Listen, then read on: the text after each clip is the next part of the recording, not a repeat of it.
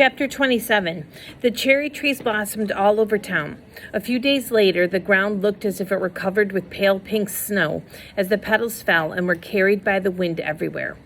Our rows of Sharon trees grew new leaves too. There were only a few shoots, but it had survived another winter, and Amoni and I were delighted. In May, we got Tayul's second letter, weeks after he'd written it. Abjui said we were lucky to receive it. The war had all but stopped regular mail service. Dear family, I'm sure it will be a surprise to you to hear that after only a few weeks of training, I'm being sent to Japan. I can assure you it was just as big a surprise to me. A few of us have been recruited for a special assignment by order of the Emperor. I was chosen because of my previous commitment to the Youth Air Corps. We're being transported to a new base in Japan. You must understand that I cannot tell you the exact location. We will have further training for our new positions. Please do not worry about me. As always, I will do my utmost to make the whole family proud of me. Your son and brother.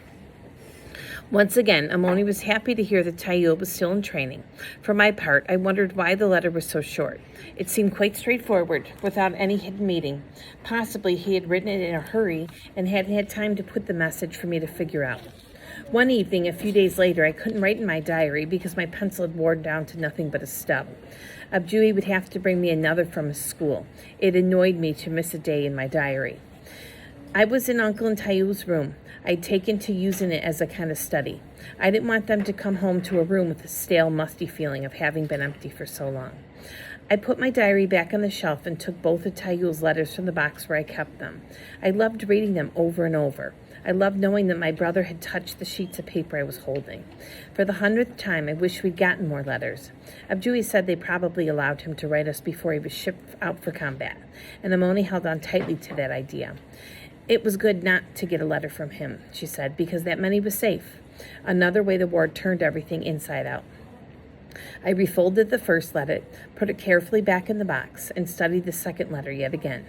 I was curious about Tayul's new assignment. There didn't seem to be any clues, and maybe I'd missed something.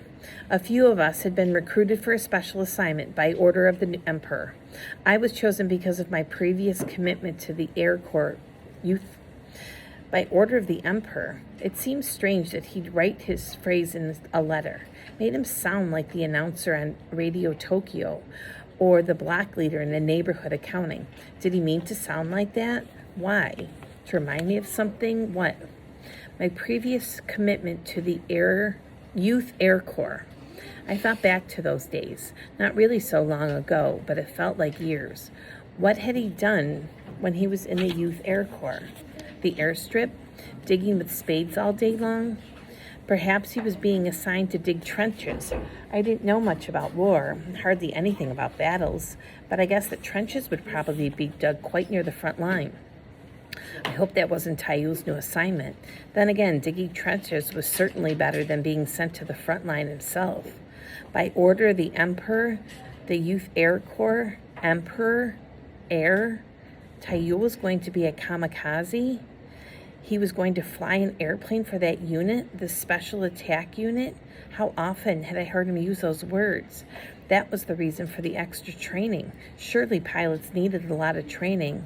And after the training, a mission, a suicide mission. I was so frightened by this idea I could no longer sit still.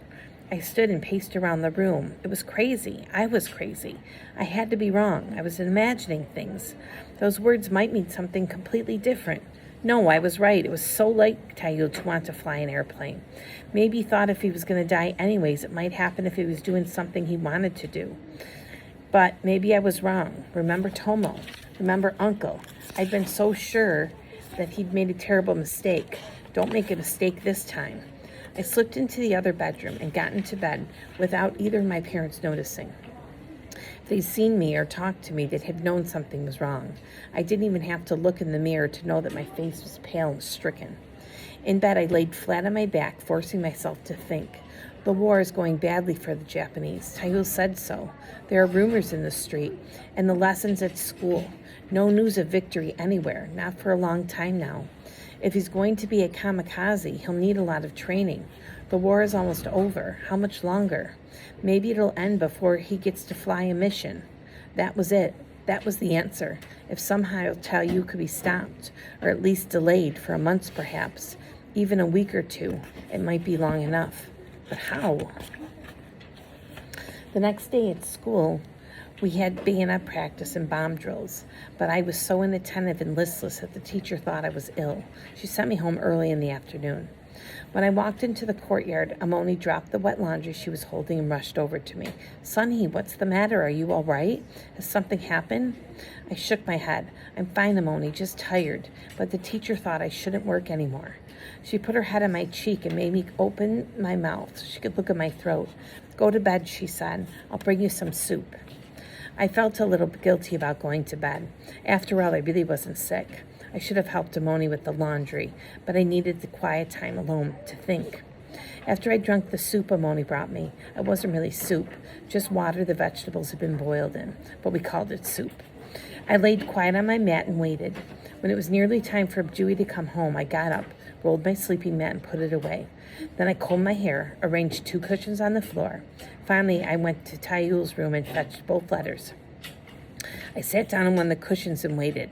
After a few minutes, I heard of Dewey come to the house. I heard him speak briefly of Amoni, and then he came into the bedroom. Sunhee, you're not in bed, he said. I hope this means you're feeling better. Yes, Dewey, I'm fine, thank you. Would you sit with me for a few minutes? I have something I'd like to talk to you about. He slid the door shut and sat down on the other cushion. Please, go ahead, he said.